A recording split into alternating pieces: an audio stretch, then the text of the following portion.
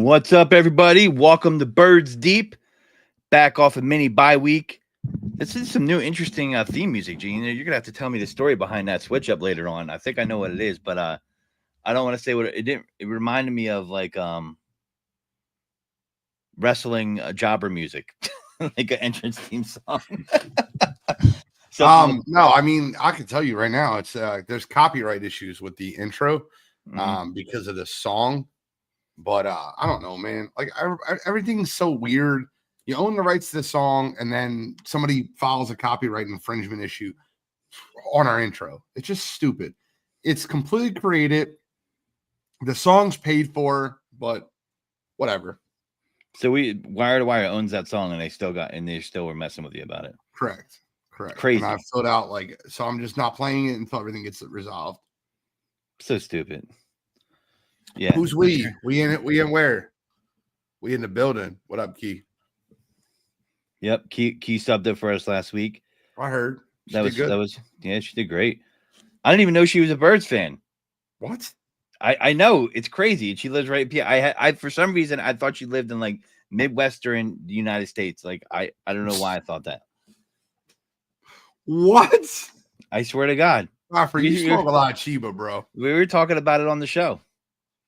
That's but crazy. it's all been corrected now. We know who Key is. So she in the building. Yeah, she's in the building. Thanks for Key. So yeah, on the Godfrey, we got Gene over here. You know, the NFL genius, as he says, and the Godfrey, THEEGODFREY. We're gonna talk some Birds Deep today. We're gonna lead into it off this mini bye week. Grades. What went wrong, what went right. Eagles are in first place now, and we're just, and then we're going to have that great Lions-Eagles debate and go through a few other things that we normally go through and just kind of keep it real here. So, live in Delco, born and raised. I'm so sorry, Keith. What a mistake by me, but that's all right. I mean, living in Delco is a mistake too. Wow, take shots fired. But yeah, so we'll get into the grades. Obviously, happy with an Eagles win. We usually do offense, defense, and then Jalen. We want to go offense or defense this time. What does the coin flip say? Bro, you lead us, my friend. All right, let's go with the offense. Okay, offense. So you want to talk about the so Kellen Moore / Nick Sirianni and then Jalen Hurts, or how you want to do this? Well, yeah, we'll do Jalen Hurts last. We'll let the defense be the meat. All right, so offense, we're just gonna go play calling. I got to give all the credit in the world to Kellen Moore for sticking with the run. I'm gonna give them a B+. I felt like they were stagnant for 3 quarters. They missed 2 field goals. That's not their fault. They didn't put the ball in the end zone until the 4th quarter, but they came through and it mattered. And the offensive line did their damn thing. So. Yeah. 4 highest graded players on the Eagles offense were all offensive linemen, led by Landon Dickerson, Jordan Mailata, Cam Jurgens, and Lane Johnson. So B+ for you. Yes, sir. B+. You get a B+. You can't score 6 points through 3 quarters and get anything higher than a B. Now, those 2 missed field goals were in the first quarter, right? I mean, the first half. Yeah. And I mean, Jake Elliott missed a touchdowns worth of production plus that extra point he missed. Correct, 7 points. So I give them. I'm right there on a B+ too. They were a little stagnant. It seemed like they were kind of in quicksand for the first quarter and a half, and that was frustrating. They would drive the ball and not be able to put a cap on it. Also frustrating. Missing the field goals. I get that. That's a thing. I did like them sticking with the run. Washington's a funny team. Like you can run on them for sure, but I don't have any faith in their secondary. And I think they came out, I think they thought they were going to have a different type of rhythm to the offense, and it just wasn't clicking. So, Saquon being Saquon, eventually bursted out. But yeah, B+ for me. As the game went on, the 2 teams separated, which they should have. And I felt like that was appropriate because the Eagles are better than the Commanders. And there are 2 things that stood out to me in that game, and just questionable things that were weird to me. The first is Jalen Hurts definitely had a concussion. Like, can we like not lie to ourselves? I was at the game. He got crunched. He was in the medical tent. He definitely got a concussion. 100%. Do you think that the ankle injury that he was talking about that he's in with is a cover, possibly for the concussion? Probably. He had a concussion. Yeah, I mean, no doubt on that weird reverse play they did where basically trying to flea flicker. He got hit, his head smacked the turf, and he had a concussion. No doubt in my mind. I was there. Yeah, I believe that too. And the reason is like, listen, let's not be naive here. The NFL says they care about player safety and concussions, and they may to a certain level, but they don't want in prime time. Yeah, not when it comes to the stars. I mean, we've seen something similar to Josh Allen earlier in the year, right? I mean, this is not. I'm not surprised. Like, if that was, I don't know, a backup, he would have been out of the game, right? If that was someone that wasn't consequential, maybe if it was offensive lineman, they might have been out of the game. But if it's a quarterback, if it's a receiver, a running back, someone that's important to the primetime game, magically, the neurologist sprinkles pixie dust on them and they pass the test and they're back out on the field. And the player's got to co-sign it because he wants to play, and that's how these guys have always been. So, yeah, I mean, I know. You know what I mean? I agree, Gene. It's little coincidental there. And then he has a phantom ankle injury during the week, and I'm like, ankle injury? And, a lot of people were on that right away. They had the same thought I did, and they have plausible deniability. So whatever, it is what it is. But definitely, I think he had a concussion. No doubt in my mind he had a concussion. I'm not trying to be that guy, but it was very obvious to me. And the second thing I wanted to ask was this. What the hell was Dan Quinn thinking? The Eagles take the lead. They're up 12-10. Commanders get it in field goal range. They can kick a field goal and take the lead, and they go for it on 4th and 2. What in Nick Sirianni was Dan Quinn thinking? Yeah, I mean, there's a lot of NFL coaches that make these type of decisions that are horrible in bad situations, and they say it's analytics or maybe sometimes it's a gut call. But to me, that just reeks of Dan Quinn, right? Not that he's a bad coach or a bad leader of men, but if we've seen his career, he's made to be look bad because he's letting other people make important decisions for him. And you let the analytics guy take over. And if you aren't moving the ball and you have a chance to take a lead there, you got to take that lead. You know what I mean? And I don't see why they do that. At that point, the Eagles are stagnant. They're not really moving the ball like they want to. It's a complete momentum shifter on their part. And I was stunned by it. Not surprised because we see that often in the NFL these days. There's a lot of times where the coaches should take the field goal and take the points, and they don't. It's been an epidemic for the past 5 years, and it gets worse and worse. And I wonder when the league is going to reverse course and be like, yeah, we're not doing that, right?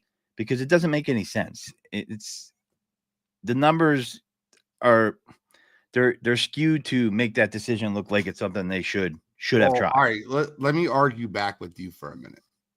Mm-hmm. Didn't Jake Elliott missing those field goals show you that those points aren't guaranteed? I swear, everybody that talks about teams that go for it on 4th down, they just assume the points are guaranteed, like the kicker's never going to miss.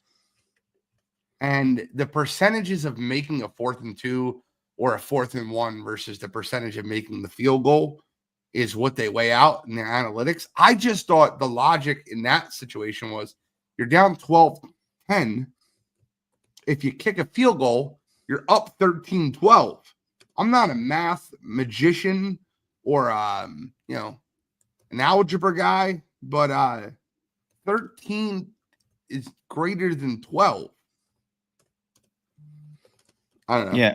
I mean, I like what you said there. This is the thing. How do they weight it, right?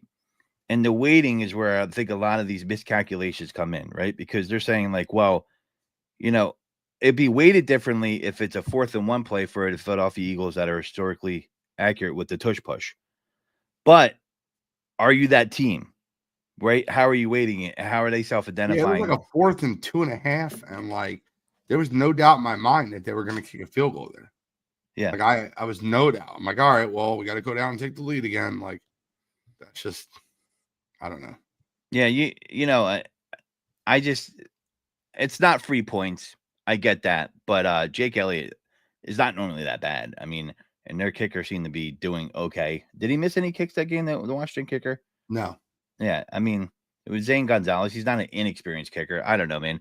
That's where people try to reinvent the wheel, and I just think sometimes you got to play football. Completely agree. Let's get into Jalen Hurts. What did you give Jalen? I gave Jalen a B. What? I mean, would you give him an A? No. What? Yeah, I mean, I think he played with an offense. I mean, there's not a whole lot he could have did right there. I mean, what are you talking about? He was terrible. Yeah, he made some. Game I watched. Did you forget the game? No. I mean, it has been since 22 and 32 for 191 with a pick and a fumble.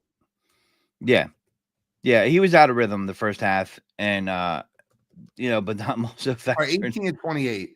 Sorry, I apologize. 18 and 28 for 221. I'm also factoring in quarterback rating. Yeah, no, I'm also factoring in that concussion, man. I think that did affect him. Bro, C minus. Okay, you're going C minus. All right. I mean, that's not horrible. I mean, he had 39 rushing yards, had a touchdown. That was not his best passing day. He did not have an interception. He had a fumble, I believe, but not an interception. You're right. He didn't have a fumble or interception. I read that wrong. So, I mean, it wasn't spectacular. I just think he was off on some throws. That's why I'm giving him a B. That's where I'm at with him. And it seems like, he's a streaky quarterback. Maybe I'm concussed. He was terrible. It's C minus. Yeah. Let's move on to the start of the game. Saquon Barkley and the defense, baby. Yeah. Yeah, man. How before we go to the defense, I do want to bring up how much crow are Giants fans eating that we're like, oh, he's not a difference maker every fucking week. That man is playing with a chip on his shoulder, and I love it. And he's a total team player, total model citizen. He's a locker room guy you want. And just the way I heard Giants fans talking about him, and don't get me wrong, there's realistic Giants fans. We actually know a Giants fan we played softball with that said these exact words to me on the bench when we're in the summer when we were playing Ank. And he was like, oh, he won't get you the tough yards. And that was a lot of guys. And I just was like, wow, man, like, how crappy this team was. I mean, how is he going to look? And the best way to describe his future was Saquon's daughter said, Daddy, do we get to win now? So, I mean, every week, man, it's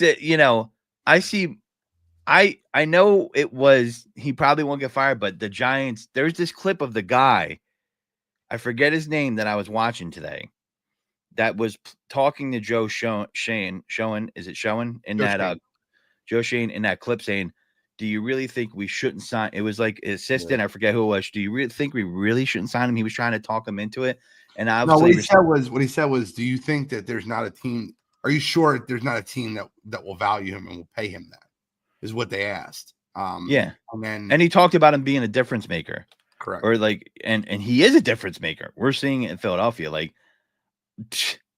that is an all-time let the guy go type of thing. And you know what? I'm glad Saquon got let go, because if he would have been on that horrendous team again, the Giants just stink. Them and the Jets are like simpatico right now, but whatever. That's a whole nother podcast. But yeah, the defense was the star of the night. They just fly all. I mean, Vic Fangio's system and these players are starting to take shape. You're starting to see guys from last year. We were wondering where they at. I'm still looking for Bryce Huff. Did I miss it? Was I concussed? He's hurt. Oh, okay. I couldn't tell either way. Hurt, not hurt, on the field. That's how that's a gaff Howie signing. I'm sorry. Zach Bond, you get credit for it, but we still need to bring up Bryce Huff. I mean, I'm never going to let him forget that, or Justin Jefferson. Sorry, Howie. I don't care how many Super Bowls you win. So, I mean, Zach Bond was on another level. 13 tackles. He made that basically the fourth down stop around the sideline on Jaden Daniels. The guy was incredible. Yeah. I mean, that was a hell of a pluck. That you got to give the analyst, whoever plucked him. I don't know whose idea it was. We'll probably never know, but we'll give a round of applause there for the analytics department or Howie, whoever. There's the applause. But yeah, man, awesome. I'm tickled to see good linebacker play, and the Kobe Dean's playing great too. I mean, those two guys together, you just can't. They're fast. They move around the ball, and that's a Vic Fangio offense. They're supposed to wreak havoc, be all over the field, be physical. Cooper DeJean, I mean, people love that guy, and you got, Williams, or I'm sorry, Quentin Michael. Quentin Michael, wow. Quinyon Mitchell, bro. I just went to like 90s, early 2000 Eagles. Guantanamo Bay. Yeah. I like that nickname. Guantanamo That's Bay. the one I was looking for last week. That's what I heard. I like Guantanamo Bay. I like that. Yeah. Guantanamo Bay. Lock you up. Yeah.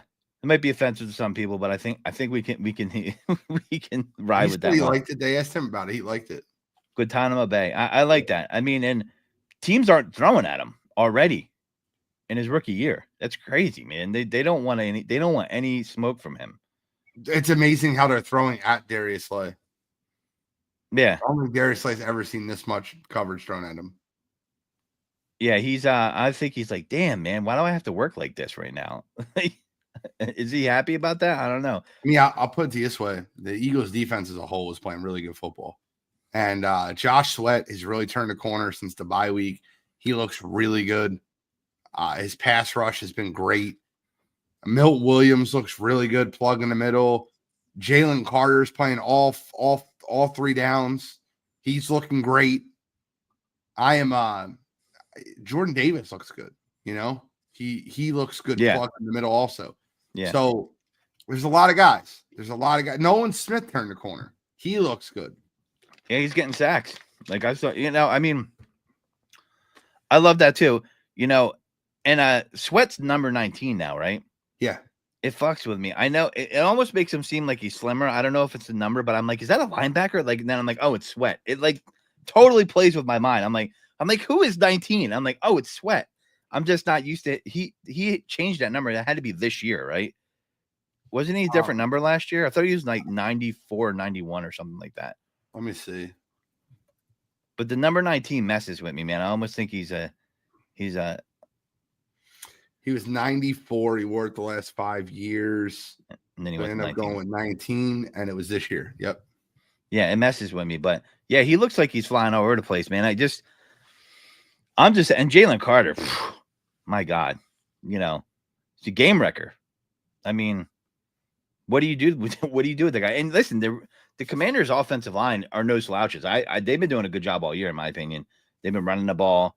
That's part of the reason why I think Jaden Daniels has performed better. They haven't really played quality team like the Eagles, really, but they still have been getting wins. I know they had the miracle win, but they've been playing above their head. I truly believe in, they're definitely going to beat the crap out of the Cowboys. I'll say this, though. The left side of that line got beaten like they stole something. They did. They got destroyed on that Josh Sweat side of the line. Brandon Coleman and Nick Algretti, whatever the hell his name is, they got beaten like they stole something on the left side of that line. Yeah. The strength of that line has usually been the interior, but I think Algretti's a guard, right? And that's the side that, Algretti's a guard.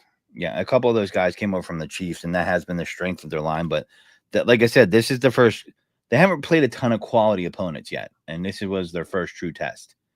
And they weren't awful, but they did. The run game just took over. I mean, I'm looking at Cooper DeJean make plays, Reed Blankenship. I mean, I feel like everybody's involved on that defense pretty much, and we haven't seen that for a while.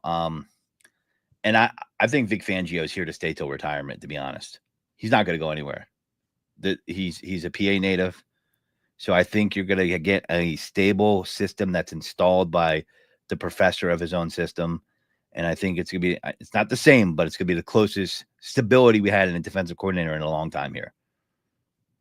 You're about to say since Jim. I was, but it's a different system, but it reminds me of Jim, though. He reminds me of Jim, maybe because he's an older guy. Maybe that's why. But, I think Vic is at this point in his career where he doesn't want any head coaching job. He just wants to coach defense. And by the way, he's a huge Phillies fan.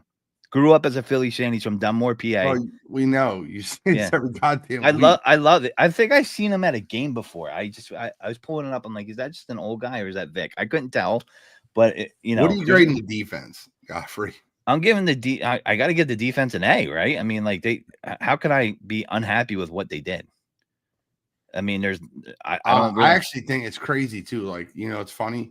They scored 18 points. I actually think that the Eagles kind of got robbed in this game a couple different ways. There was a really bad call on Cooper DeJean on a third down that led to their first touchdown that they were Yeah. off the field, right? There was a bad penalty call. It was terrible. I don't know what they were looking at. I don't know what they called. I honestly think he played, they were throwing at Cooper DeJean a lot in the slot. He was in charge of Austin Eckler, Zach Ertz, who had the best games for the Commanders. So he had a very, very bad score this week, but I don't think it was as bad as it looked, right? I think the defense as a whole played great. Guantanamo Bay just shut down Terry McLaurin. That was not, that was not even, that was, he absolutely destroyed Terry McLaurin. Yeah, I should have sat Terry McLaurin in a fantasy league because of buys. I couldn't really, but I really didn't want to play him against Guantanamo Bay because I just had a feeling that he wasn't going to get those chunk plays that I've seen Jaden Daniels get with Terry McLaurin throughout the games, where he'll get like a 50-yard gain out of nowhere. He can look really pedestrian in that football game. He did. Yeah. He looked like he did in week 1 and 2. Yeah, he looked slower, a lot slower than I expected him to look. Yeah. Week 1 and 2, he looked, I was looking at him, I was like, oh man, he does not look good. And then he started taking off, and Cliff opened up the offense a little bit, but he was not ready for what Vic was showing him. I could tell he couldn't get a grasp on the coverages. He was not comfortable at all. And, that's what happens when you face an experienced coordinator like that. Oh, Godfrey, you don't know this yet. So you ever played college football 25? Have you played it? You heard about the video game? I have. Yeah, the new NCAA game you're talking about, right? College football. I haven't played it, no, but all right. So you can create your own player. So the first player I created was a quarterback for Penn State, and I called him Denzel Burke. I don't know why I made that name up, but he's a corner for Ohio State. He was the quarterback for Penn State. The second player, I made a wide receiver, and I named him Gimme the Ball. Like his first name was Gimme, last name The Ball. So then I made a linebacker named Gene Walzak that played for Oregon. But I made a quarterback for Temple, number 2, Matt Godfrey. That's funny. Of course, I would be on the perpetual losing squad. All right, listen. First 2 years took him to the playoff. Couldn't win in a college football playoff. So that's a win for Temple. That's a win for Temple. Transferred to Oklahoma to try to get a win. Right now, we're 8-1. Matt Godfrey is the front runner for the Heisman. Wow. Yeah. Wow. I made him look like you and all. Is he a game manager, or does he have a throw piss missiles? He's a Baker Mayfield like quarterback. Okay, I'll take it. Scrambler, gritty, runs a little bit. I'll take it. Throw on the run, 99. That's awesome. But Mooney just reminded me in the chat. I figured that would be funny to talk about. That is funny. College football 25 is super fun, by the way. Just if you don't have the game, you should pick it up. And we're not getting paid to promo it. Yeah, I have Madden, but I'll probably end up playing it once it comes out on the Xbox Game Pass. I almost think college football is better. I heard that. I really looked at the reviews hard, and there was a dude that just broke it down. He's like, no, it's almost the same. Like, he broke down the engine and everything. I was like, all right. So I was like, you know what? I'm not buying both. So I bought one, and I'm just gonna wait. And I was like, I will play it once it hits Game Pass, and it will eventually. Yeah. Gave him a mullet and an Eagles hat. No, I didn't, bro. I actually made him look good. Made him look like Godfrey. But let's get into this Lions-Eagles debate. We got a few people in the chat. Guardy3, I see you. Kevin Mooney, I see you. Hopefully Key's still checking in. But let's get into this Lions-Eagles debate. My man Cool taking a week off. Well-deserved week off, my guy. But I had this debate last night on Wire to Wire. And I don't know. Do you want to do it like direct groups, or do you want to do full groups? Like, do you want to do secondary? Or do you want to do corners and safeties as separate positions? I mean, we could do. I guess we could do direct positions, or 1-on-1. I mean, so no, not 1-on-1. We don't have time to do 1-on-1. We can do corners and safeties, or we can do secondary. We'll do. It won't matter in this, but we'll do. I'll let you pick. All right. So the reason I asked that question is because I give the edge to safeties to the Lions and the edge to corners to the Eagles. But if the edge was to the entire secondary, I would lean Philadelphia. I would too. How do you see that? I see it the same. You, sir? I see it the same way. The Eagles are definitely stronger on the corner side, I believe, and their Lions are stronger on the safety side. Now, why we did this, just to be clear, is the Lions and Eagles best two teams in the NFC. It's just that's what it is.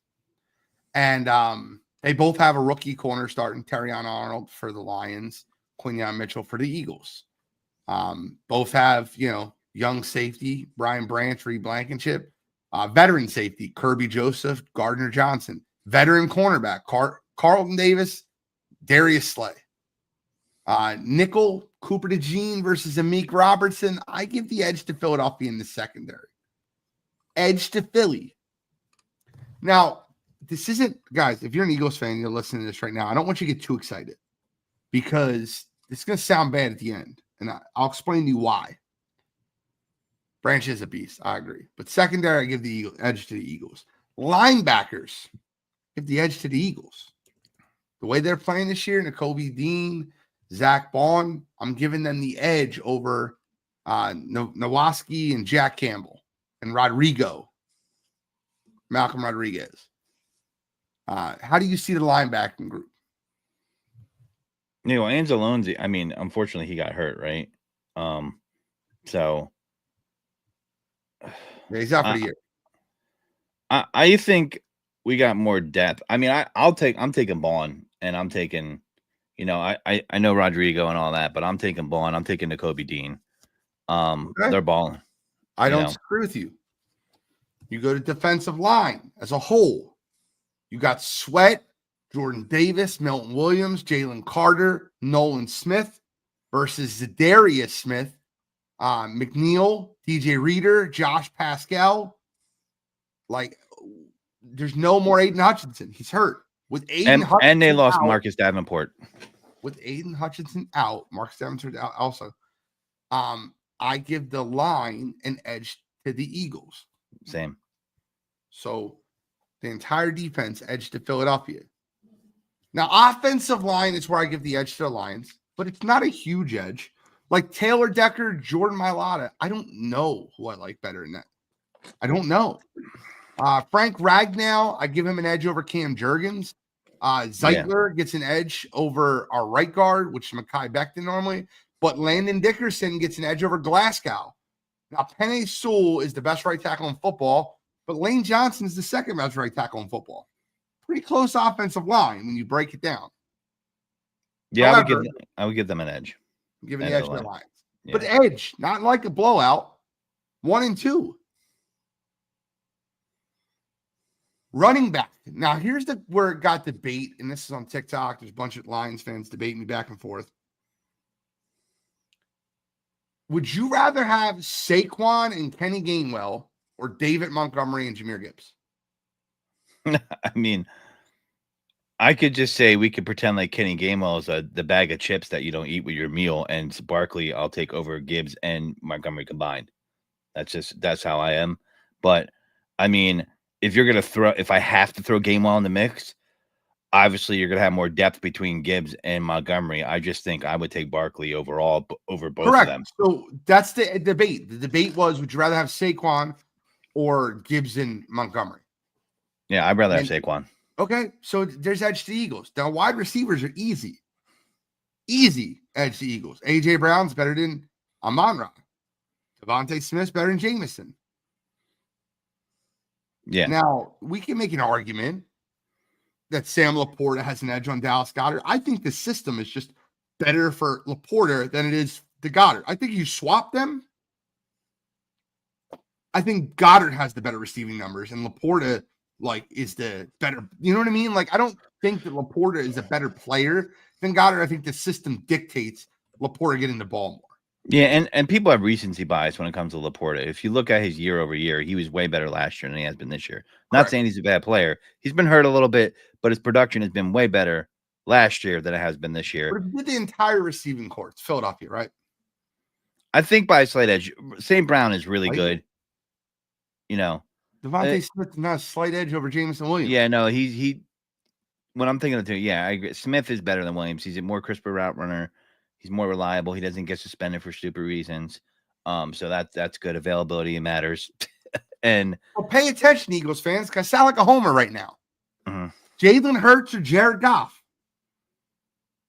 Yeah, see, that's tough for me because I do believe like Goff is a good quarterback. He was unfairly jettisoned from the Rams. They did win a Super Bowl, but people made it seem like he was a scrub. He did go to a Super Bowl with them before he left, so it wasn't like he didn't win playoff games. He's definitely won more playoff games than Dak Prescott, that's for sure. Look at Benny Boone. Yeah, Our but linebackers are balling right now. I must confess, I had reservations. Barkley, hands down. Hurts, hands down. I'm going to go Hurts because of this.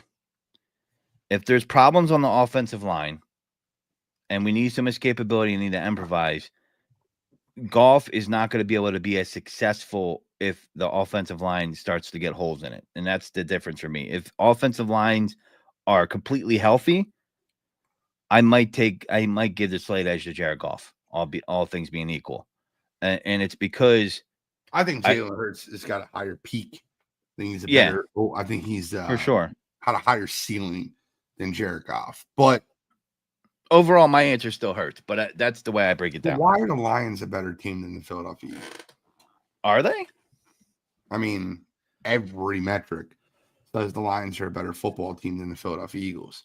And I think the big reason is what Derek Dempsey just said. We got the edge on a lot, except the big one. Coach. I take Dan Campbell over Nick Sirianni. If Dan Campbell was coaching the Eagles, and I take Dan Campbell over Nick Sirianni. I'm not taking it. I think it's You're taking Nick Sirianni over Dan Campbell? Yep. You are out of your friggin' mind. Listen, my man closed and at least got to a game. I've seen Dan Campbell in big situations make questionable decisions. I seen him in a blowout game last week, which, I love as a fantasy player and a bettor that he was getting that extra production. But, imagine if he was in Philly and Smitty tore his ACL because he was in and they were up 50-7. People would go effing nuts in this town. They would lose their damn mind. I can't agree with you there. I mean, look at the mistakes he made and put him in Philly if he made some of those same mistakes. We would want to kill the guy. Godfrey, the NFC Championship game. Godfrey. If the Philadelphia Eagles have 2 losses and they fell apart last year and they have the better roster than the Lions, we just sat here and said who had the better roster. And the Lions have bigger wins, better wins, stronger wins than the Eagles. There's got to be a reason.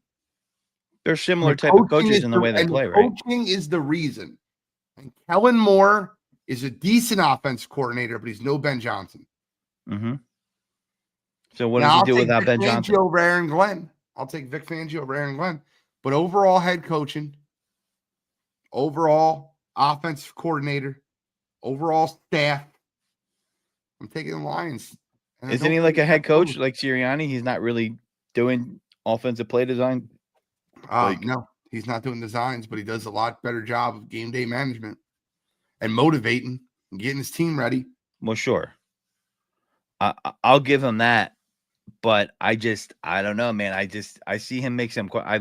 Before we've ever had this debate, Every coach makes questionable calls. Matt LaFleur is a great coach. No, what he's done with Green Bay is great. Going kicking a field goal down 8 with 3.5 minutes left was stupid, right? I hate that. You see that so often, though. It's okay. No. But my point being, it was dumb, right? Yeah. Okay, so like these good coaches still make bad decisions. Pete Carroll's a Hall of Fame coach. Didn't hand the ball to Marshawn Lynch, would have won a Super Bowl. Dumb decision. Still a Hall of Fame coach. How many dumb decisions Andy Reid make in Philadelphia? Oh, tons. Hall of Fame coach, maybe the greatest ever. Yeah, I agree. But I just think We would roast Dan Campbell if he was a coach here. Yeah, we roast bad decisions, but you can't, in your right mind, tell me you have Nick Sirianni as a better coach than Dan Campbell. You are out of your mind, Godfrey. I don't Not a know better if coach. He's not. I won't allow it. We will not continue. What if he doesn't have Ben Johnson? Is he still that same guy? We've seen what Nick Sirianni looked like without an offense coordinator last year. Correct. I agree. It was not a good thing. I agree 100%. But I'm just saying, like, I don't know, man. That when Ben Johnson's a coach next year, wherever that may be, because I'm pretty sure he's finally going to go into the head coaching pool after this year. Let's see what happens there. I hope they got someone on the bench. Our Super Bowl was won on bad decisions by coaches. It was. Malcolm Butler sat out that Super Bowl, didn't he? Yeah. Because Bill Belichick wanted to prove a point. But Malcolm Butler also went to Tennessee and did squat-ta. If Malcolm Butler plays in that football game, the Eagles don't win the game. You don't think so? I mean, he did. Was he a shutdown corner that whole year? Good corner. Good corner, but was he a shutdown corner? I don't think that defense wasn't good that year for the Patriots either. He was a good corner. I think we lose that game if Brandon Cooks isn't getting the tar knocked out of him by Michael Jenkins. That's what I think. Malcolm Jenkins. Come on, bro. Get the names right. It's the ghost of Eagles past. Listen, he knocked the tar out of him. And I think that was the one play that people don't talk about enough that really changed the course of the game. The reason that the Lions are a better football team, right? I'm not saying they're going to finish the better football team, but they're a better football team right now. Like the Eagles and Lions both played the Jacksonville Jaguars at home. Mm-hmm. The Eagles got up 22-0 and let their foot off the gas and almost lost the football game. The Lions won the game 52-6. Yeah, I think there's no buts. I need you to say it. I would give them ahead. I would give them ahead of No. I need you to say it. What? I won't move on. I'm done. I'll end the show. You're saying that? What do you mean? Say that Sirianni's not a better head coach? Dan Campbell was a better coach than Nick Sirianni. I can't give it to him after the NFC Championship. Sorry, folks. We're going to end the show tonight a little early. I'm kidding. He's got to amend that. He's got to amend that, man. I'm sorry, man. That was so questionable how they attacked that. I didn't make any sense. That's all right. I'm standing on business. He keeps them motivated. But what happened in that NFC Championship game? They went on the road and they threw out. They had the lead. They made questionable decisions. First of all, let me ask you a question real quick. If you were Doug Peterson and Nick Foles, would you have went for it for Philly? Sure. Why? I mean, they had the lead. Take the field goal. Take the points. It's very easy to say you would have went for it now after you knew what happened. But if they make those third downs or those fourth downs and they win that game, Dan Campbell's praised for having big balls and going into San Francisco and taking it to the 49ers and winning that football game. Yeah. You can't have it both ways. You're telling me, as you sit on this panel right now, that you would have went for it on 4th and goal and ran Philly. What do you mean? First off, nobody would. 4th and goal. That's such a bad example because nobody was happy. But everybody's like, "What are we doing?" Including Merrill Reese. Like, what? I think we should take the field goal here. Like, and I was saying the same thing. There's no way in hell that I knew that they were going to pass it with Nick Foles to Trey Burton. You thought they should have went for Trey Burton and Nick Foles. No, I did. I thought they should have went for the field goal. Like, so my point being is, if they don't get that 4th down, Philly, they don't win the game. But there was multiple decisions in the San Francisco. When you are playing as an underdog in a situation which your team's not supposed to win, you got to throw out all the stops. It didn't work out for Dan in the NFC Championship game. And I'll give Dan credit. Dan stood on business and said, "It's on me, fellas. It's on me. It's on me." That's what he did, and he took the heat for his team. You got to say it, Godfrey. I'm not giving it to him until I see him close. Good for Godfrey for staying on business, even though it's wrong. I love it. Now, I would give them overall better team than the Eagles. The only reason I'm not is because of the injuries to Anzalone and Hutchinson is huge for their defense. Bro, it doesn't look like they skipped a beat. Yeah, but they played the Jags last week. Let's be honest here. That team is dead. Bro, they overcame 5 interceptions on the road versus the Texans. That's not a good football team? The Texans are probably the worst 7-4 team that you've seen in the league this year, and everybody knows it. Look at Cooper. I mean, listen, Bro, the they Eagles beat haven't been playing world beaters. They played Cooper no, Rush. they have not been playing world beaters. But Mac Jones and a lame duck head coach, you knew they were going to get smoked, and they smoked them like they should have. That defense doesn't have to worry about. How about nothing. winning at Green Bay by 10 points? How about beating the Titans by 35 points? That was a good How about win. winning at Minnesota?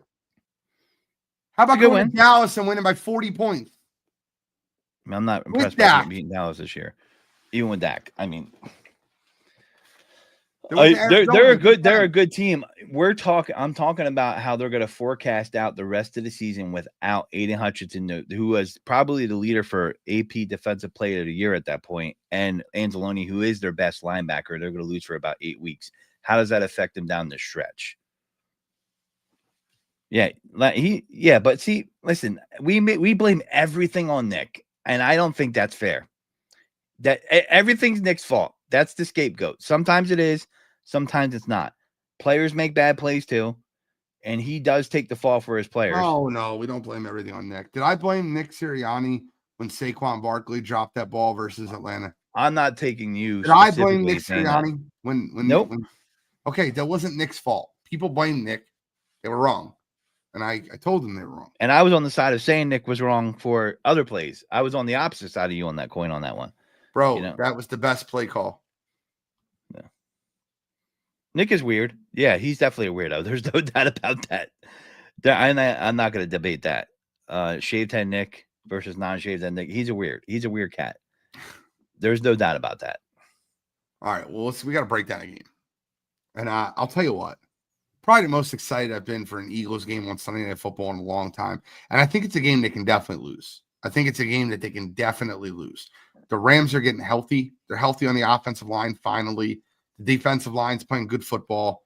But there's 2 matchups that you almost should have to pay admission for. They're better matchups than Jake Paul and Mike Tyson. There's 2 matchups that I want to watch in this football game that I am so excited to watch. One of them is Puka Nacua versus Quinyon Mitchell. Puka Nacua versus Quinyon Mitchell. The other one is Cooper Kupp in the slot versus Cooper DeJean. I can't wait to watch because Stafford is a great quarterback. Not a good quarterback, a great quarterback. I know you've been a Stafford hater your whole life. You even have to admit how good of a quarterback he is. No, he's a good quarterback. He can sling the rock. You hated him his whole life. No, I didn't hate him. You were the president of the Matt Stafford hate club. No, you were. I didn't like the trade. You called the most overrated quarterback in the NFL, and that he was never going to win the Super Bowl the year they won the Super Bowl. No, I said they better win the Super Bowl to justify that trade, and they did. And they had a hell of a run. He won a Super Bowl and leading the league in interceptions. I don't think it's ever happened in the history of the NFL. Won the Super Bowl, right? Yeah. Great quarterback, right? Oh, yeah. That's probably one of the better ones the Eagles have faced this year. I'm looking forward to this game. I think this game relies on whether the Rams can run the ball versus a 7-man front. The Philadelphia Eagles are going to run a 7-man front, sometimes a 6-man front.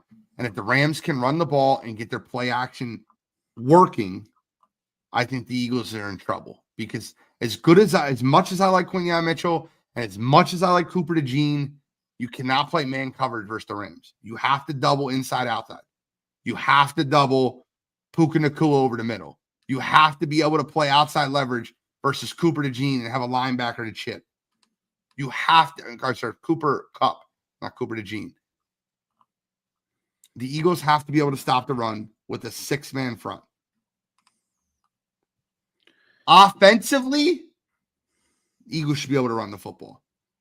But I will say this forget running the football. This is not a run the football week for Philadelphia. The Patriots went up and down the field versus their secondary. And Drake May. A.J. Brown and Devontae Smith should eat this week. The Rams do not have the team to keep up with the Philadelphia Eagles wide receiving core. Your thoughts? Well, they're gonna have a hard time with the Eagles because Joe Noteboom and Haverstein. I think Noteboom's doubtful and Haverstein is ruled out. So I don't think he practiced today. And they said Haverstein is trending in the right direction to possibly return versus the Eagles. I'm looking at an updated report on RotoWorld. So he did not practice today. Okay. And Noteboom was limited practice. So I don't know. Even if they're not at 100%. They need those guys. I don't think they're going to be able to run the ball, like you said, successfully without them on the game. Puka, I think is going to be a great matchup. I think he's not going to be able to out physical Quinyon Mitchell because that's what he's going to want to do. He'll probably get injured by the middle of the third quarter because that's what Puka does. He's a great receiver, but he gets hurt. Kupp is crafty. I wonder how DeJean is going to handle a route sleuth that Cooper Kupp is, and the way that they have that connection with Stafford. I do think it's going to be an interesting match. I think Mitchell wins. I think Cooper might have a little bit, more trouble with Cooper. So it's going to be Cooper on Cooper. And I think that's going to be more of a crafty matchup because he's a veteran that doesn't have to solely rely on speed. He's really good at the routes, really good at the timing, really going to knowing where the spot is that he has to be for the ball. So if you make a mistake on him, he's going to make you pay for it. Puka is more of a physical type of receiver, get the ball, run people over, break a tackle, and he's got great hands. Don't get me wrong. I like him as a young player, but I think Mitchell is going to blanket him personally. I think he's going to take him away. I mean, I hope you're right. I don't think Quinyon's going to travel with them, and they can line up Puka versus Darius Slay anytime they want. They've been playing top bottom in the NFL. They've been locking down sides of the field. So we'll see. We'll see how that plays out. But I think Matt Stafford's too good of a quarterback not to be able to throw the football versus this Eagles team, especially at home. Oh, yeah, he's going to throw the rock. There'll be production. I don't think they're going to prevent him from doing it. I just think you can't let them, get big chunk yardage. And also, can we give the Rams credit for drafting 2 years in a row? They've drafted Defensive Player of the Year, either candidates or nominees. Yeah. Last year was Kobe Turner. Guy's been unbelievable on the defensive line for the Rams. This year's Jared Verse. Jared Verse, if it's not Quinyon Mitchell, Jared Verse is Defensive Rookie of the Year. Yeah, they definitely have been. And they're playing for something because that division is neck and neck. They're playing for the division. Yeah, so they're playing for something. That's for sure. Actually, I just looked it up just for fun. Defensive Rookie of the Year odds. Jared Verse is actually leading Defensive Rookie of the Year odds over Quinyon Mitchell. He's the favorite. Do you think that's because of how the stats are on the cornerback? Yep. I mean, exactly what it is. You're going to see. All right, he has all these tackles, and you're going to see not a lot of interceptions from Mitchell because they don't want to throw to him. So, you're absolutely right. That's why Jared Verse leads Quinyon Mitchell, but Jared Verse has played out of his goddamn mind for the Rams. Let's just call it like it is. He's played great for them. The Philadelphia Eagles are going to have to know where he's at all times. They're going to have to be able to protect the quarterback. He's very, very good at stopping the run. He's played great for them. They like to run up the middle a lot too. That's not going to be easy to do against the Eagles. I mean, they run the stretch, the off tackle. They run in between the guard and tackle a lot. They're not running inside zone. They're not running like direct like HB dive. They're like they give you kind of like a Madden aspect. I don't mean that, they're running off tackle. Right. But Kyron's a good running back, but that play action is important for them. And if they can't get the run going, I don't see that happening for them. We'll see. It makes me nervous because they're flying out there. It's the West Coast game, but for some reason, funny? I looked at the schedule, Godfrey. I'm not kidding when I tell you this. The Philadelphia Eagles locked out 2 weeks in a row, and no one seems to understand this. So they're flying out to LA, and people are like, well, the Eagles are flying out to the West Coast on to a mini play bye in week. LA. Well, LA played on Sunday Mhm. at New England. So Yeah. they were in the same side of the country we were on Sunday. Yeah. And then next week, we talk about the big matchup, Eagles versus Ravens in Baltimore. Like, oh, well, the Eagles got to fly across country and then fly back and go play at Baltimore. And then I looked at the schedule and I said, wait a minute. The Ravens got to play at LA on Monday versus the Chargers. Yeah, Derek, I wouldn't. The schedule makers. Let me address Derek here. I would not sit Puka in fantasy this week, and I'm going to tell you why. Because those are the weeks where you're like, oh, if I started Puka, I would have won, but instead you had Cedric Tillman there on a Thursday night when it's windy and rainy. So it depends on who's on your bench. They better be better than him if you're going to do that, especially in a heavy bye week in this week 12. But I would advise against that, even being an Eagles fan, because players play. He still could get production. They just might not win the game, right? I mean, coaches coach and players play.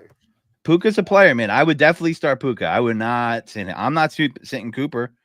Cooper Kupp, I have him. I mean, I would not sit Puka. You do that, man, you're going to be biting your nails on Sunday night. Like, oh, God. Bro, how good is that song, though? Say what? The Cooper DeJean song. How good is that song?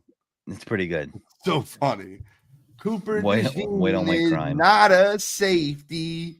He's just a corner who will lock down your number one. DeJean is CB1. Although, in the words of Cool, the real CB1 is definitely Quinyon Mitchell. But 100%. There's no doubt about that.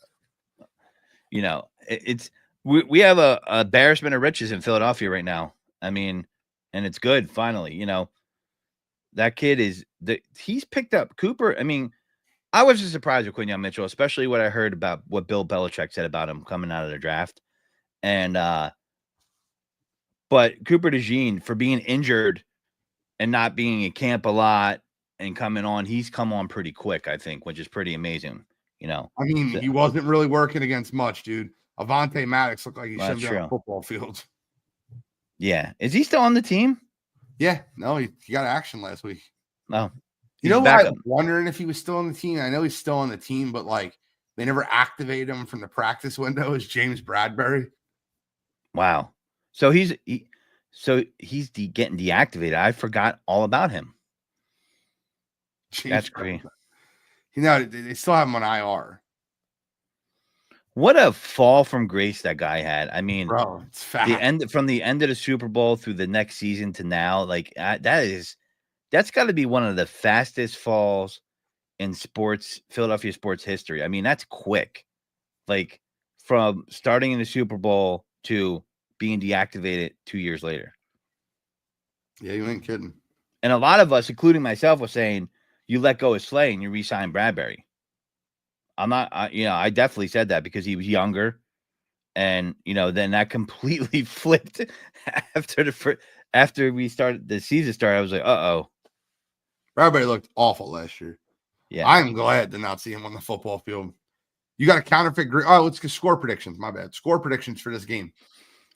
Yeah, the Eagles always seem to handle their business in LA and against the Rams. Haven't they won the last 3 against them? Or maybe it's the last 4. I think so. I remember them winning last year. I remember them winning the Carson Wentz, Nick Foles year in LA. I don't know how many more times they went there, but I really don't remember them losing in LA. I don't remember them losing at McVay. Yeah, I don't. They beat them and they were in Philly when they were in Philly recently. They beat them. Let me see here. I look at this game as I just pulled it's only they're 2.5 point favorites on the road. I just pulled it up. The Eagles lost in 2020 to the Rams 37-19. The Eagles won last year 23-14. The Eagles won 30-23 in the Nick Foles year, 43-35 in the Carson Wentz injury game. Yeah, they've won 4 out of the last 5. Yeah, it's going to be a close game. I mean, the total's 49 here. That's a high total, right? I think it definitely has the ability to go over. That was the Tyler Higbee game. The game they lost in 2020. I remember that. Second game of the season, the Tyler Higbee game. Yeah, where he roasted us. Yeah, 3 touchdowns. Yeah, they it's going to be a close game. I think. I don't think there's a blowout here. I think the No. Eagles are going to win by they're favored by 2.5. I hate that hook, but I'm going to go with the Eagles to win. I think the score is going to be something like 27-24 Eagles. I'll go 21-20 Philadelphia. Eagles win by one point. I think it's gonna be a nail biter, and I think the Eagles pull it out. I think they actually have like a 4-minute drive. They get the ball back up 4 minutes and change, and they get a couple first downs and end up kneeling the clock out. I like 21-20 Philadelphia. Yeah, as good as Jared Verse has been, and that they're drafting young guys, you can run the ball on these Rams and you can put points up on them. So, let's see if they come out hot. I do think they can't just putter for a quarter and a half here and expect to stay in this game either. That's gonna be a problem. No, you definitely you're absolutely right. So the defense, man, I'm telling you, they're feeling themselves. They're playing confidently. Jordan Davis, you could just see it on him, and Jalen Carter is just wrecking it. Those two guys, like, good luck running out. Good luck running anywhere near them. It's a problem, and it helps the linebackers out a ton too. 100%. Those guys are healthy and they're all full cylinders. Jalen Carter doesn't look like he's got his full win. It looks like Jordan Davis does too. Like, they're in full professional form. Rounding out. They look in better shape. For sure, 100%, and you see it. And I got a counterfeit green. You got one this week? You go first. You might inspire me. No. My counterfeit green. I didn't have one coming on to the show. I have one now. Okay.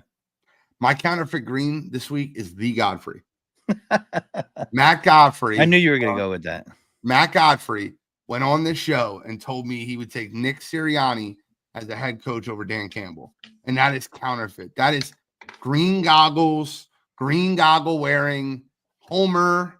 There's no planet outside of Mars and Jupiter that you're taking Nick Sirianni over Dan Campbell. So that's my counterfeit green this week. You're super counterfeit for that, Godfrey. It could take a month to change that, and people will be on the other side. Watch. I won't be. I will not be. We'll see. There's other people outside of this circle that talk about Dan Campbell and decisions in the team, and not Eagles fans. Might be you gotta be kidding me next week, Derek. Might be. We'll find out. Hey, man, I'd be honored. Counterfeit green, and you got to be kidding me. And I'm vying for the Heisman in Oklahoma. I can't complain. Tons of exposure here. I don't have a counterfeit green, just a continual counterfeit green. I talked about it earlier. Giants fans are going to be eating that all year long. You talked about Saquon Barkley like he was replaceable with like a Zach Moss or a Devin Singletary. And Joe Shane's got to be fired. Yeah, Joe Shane's got to be fired. And now they're even more counterfeit up there. They're like, yeah, let's sign Drew Lock as the backup, and they're going with Tommy Cutlitz just to put some asses in the seat. I love it. I can't wait to shit on him when the Eagles play him again. Like, if he survives that long. I can't believe they're starting Tommy Cutlitz. That's for the next show anyway. But with that being said, folks, you want to hear us talk more about football around the league and not just the Eagles, sideline to sideline, on wire to wire. And in the next couple minutes, you'll see us on there. Thanks for tuning in. Thanks for listening to us. And this is Gene and Godfrey not saying goodbye, just saying take it birds deep.